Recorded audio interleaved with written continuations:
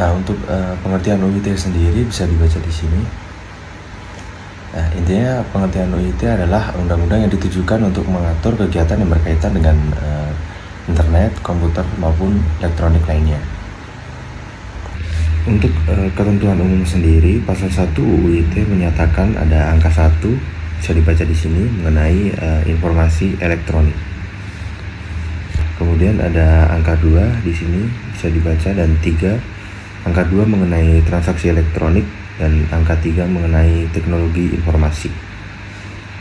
Untuk yang keempat ada dokumen elektronik yang bisa dibaca di bagian sini juga.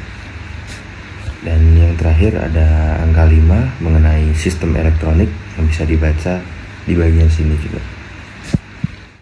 Di sini saya akan jelaskan proses terbentuknya Undang-Undang ITE. Undang-Undang ITE itu sendiri merupakan hasil penggabungan dari dua rancangan undang-undang. Yang pertama rancangan undang-undang dari Universitas Padjadjaran yang menggandeng ITB, dan rancangan undang-undang dari Universitas Indonesia. Nah, proses penggabungan dua rancangan undang-undang ini dikepalai oleh Profesor Ahmad Ramli, sehingga rancangan undang-undang ini berhasil diundangkan pada tahun 2008. Awal terbentuknya Undang-Undang ITE dimulai pada tahun 2000 sampai 2006, di mana perkembangan industri 4.0 sudah cukup pesat dan proses penyimpanan data tidak lagi membutuhkan perangkat keras seperti flash disk dan hard disk, melainkan sudah bisa melalui internet itu sendiri. Hal ini kemudian merambat pada proses jual beli di internet. Dan inilah yang melatar belakangi dibentuknya Undang-Undang ITE sebagai langkah pencegahan tindak kejahatan di internet, yang pada saat itu tidak ada undang-undang yang mengaturnya di Indonesia. Pada masa pemerintahan Presiden Jokowi, maraknya pelanggaran kesusilaan, penghinaan, dan pencemaran nama baik menjadi alasan merevisi undang-undang ini untuk menegaskan kembali pentingnya menjaga batasan etika dalam penggunaan internet.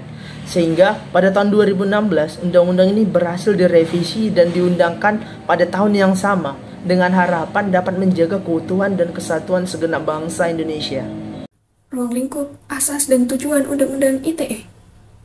Pasal 2 Undang-Undang ITE menyatakan, undang-undang ini berlaku untuk setiap orang yang melakukan perbuatan hukum sebagaimana diatur dalam undang-undang ini, baik yang berada di wilayah hukum Indonesia maupun di luar wilayah hukum Indonesia, yang memiliki akibat hukum di wilayah hukum Indonesia dan atau di luar wilayah hukum Indonesia dan merugikan kepentingan Indonesia. Selanjutnya, Pasal 3 Undang-Undang ITE menyatakan, pemanfaatan teknologi informasi dan transaksi elektronik dilaksanakan berdasarkan asas kepastian hukum, manfaat, kehati-hatian, etikat baik, dan kebebasan memilih teknologi atau netral teknologi.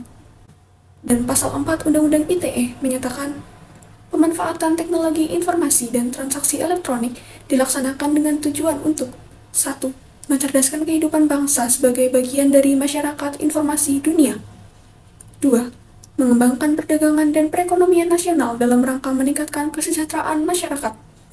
3. Meningkatkan efektivitas dan efisiensi pelayanan publik. 4. Membuka kesempatan seluas-luasnya kepada setiap orang untuk memajukan pemikiran dan kemampuan di bidang penggunaan dan pemanfaatan teknologi informasi seoptimal mungkin dan bertanggung jawab. Dan 5. Memberikan rasa aman, keadilan, dan kepastian hukum bagi pengguna dan penyelenggara teknologi informasi. Pada malam hari ini saya mohon izin untuk menyampaikan sebuah gagasan berupa visi dan misi yang saya bawakan untuk memperbaiki keadaan lingkungan mahasiswa Fakultas Hukum Banjang-Banjang. Di sini saya membawakan sebuah visi bahwasannya menjadi seorang mahasiswa yang mengedepankan adanya kebersihan dan keterlibatan integritas dalam tiap-tiap melaksanakan sebuah kegiatan.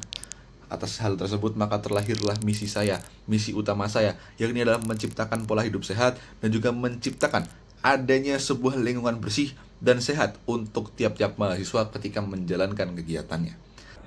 Nah, bagaimana teman-teman? Sudah tahu kan contoh-contoh Black Campaign? Maka dari itu, teman-teman juga harus tahu hukum-hukum apa saja sih yang dilanggar dalam Black Campaign. Menurut Undang-Undang ITE, hukum yang dilanggar salah satunya adalah Pasal 27 ayat 3 Undang-Undang ITE. Kemudian ada pula Pasal 28 ayat 1 dan Pasal 28 ayat 2, juga Pasal 45A Undang-Undang ITE.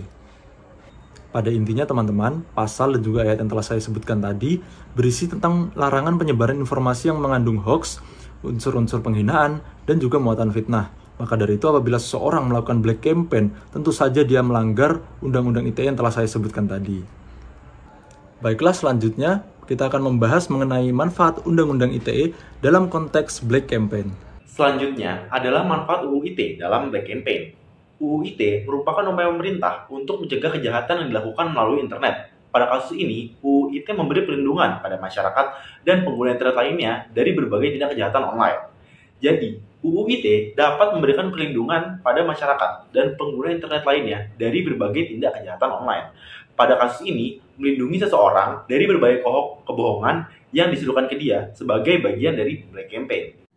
Namun dengan semua pengaruh positif, setelah berhasilnya revisi ini diundangkan, kami masih melihat banyak celah yang bisa dimanfaatkan oleh orang-orang arogan yang ingin menjerat siapa saja yang menghalau kepentingannya.